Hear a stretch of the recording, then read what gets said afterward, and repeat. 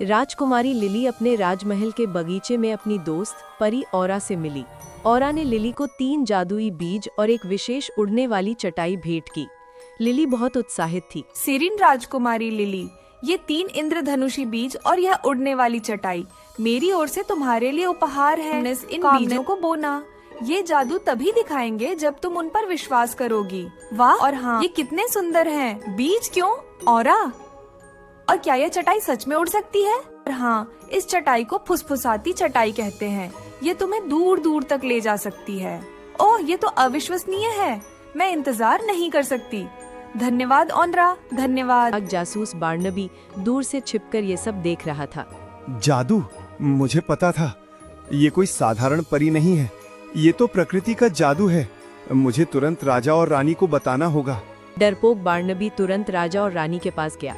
उसने उन जादुई उपहारों को एक भयानक श्राप बताया जिससे पूरे राज्य को खतरा हो सकता था। महाराज, महारानी, राजकुमारी लिली को एक खतरनाक जादुई वस्तु मिली है।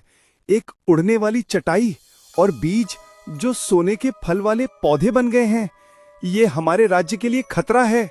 क्या जादू? ये तो वही श्राप है जिसके बारे में हमने सुना था। हमें इसे रोकना होगा तुरंत। हमारे परिवार को खतरा नहीं होना चाहिए। हाँ महाराज। राजा शांत थे, लेकिन उन्हें भी संदेह होने लगा। क्या तुम निश्चित हो बार्नबी? क्या तुमने इसे अपनी आंखों से देखा है? क्या ये सच में उतना खतरनाक है जितना तुम बता रहे हो? ठीक हाँ है। महाराज, मैं निश्चित हूँ। हमें कोई जोखिम नहीं लेना चाहिए। उस परी पर बिल्कुल भरोसा नहीं किया जा सकता। हमें उस जादू को खत्म करना होगा।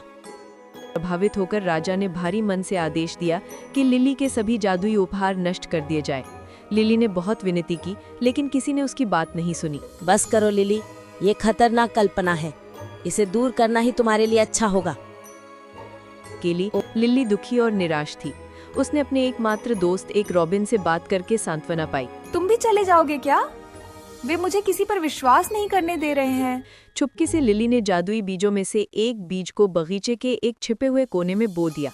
उसने बीज को छुआ और उस पर अपना सारा विश्वास और स्नेह उड़ेल दिया।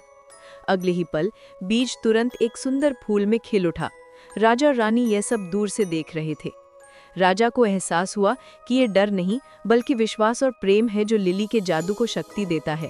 देखो रानी, उसने किसी मंत्र का जाप नहीं किया। उसने केवल विश्वास और प्रेम से उसे छुआ। ये डर नहीं, ये विश्वास है। मुझे माफ रानी का डर पिघल गया और उन्हें अपनी गलती का एहसास हुआ। मुझे माफ कर दो लिली, मैं डर गई थी। हाँ, ये सचमुच एक अद्भुत उपहार है। राजा ने अपनी बेटी को गले लगा लिया और उससे माफी मांगी। मुझे माफ करना बेटी, ये सब हमारी सुरक्षा के लिए किया जा रहा है। राजकुमारी लिली का जादू अब महल में स्वीकार कर लिया गया था। लिली अपने परिवार और अपनी जादुई शक्ति के साथ अब खुशी और विश्वास के साथ रहने लगी। कहानी का अंत सुखद रहा।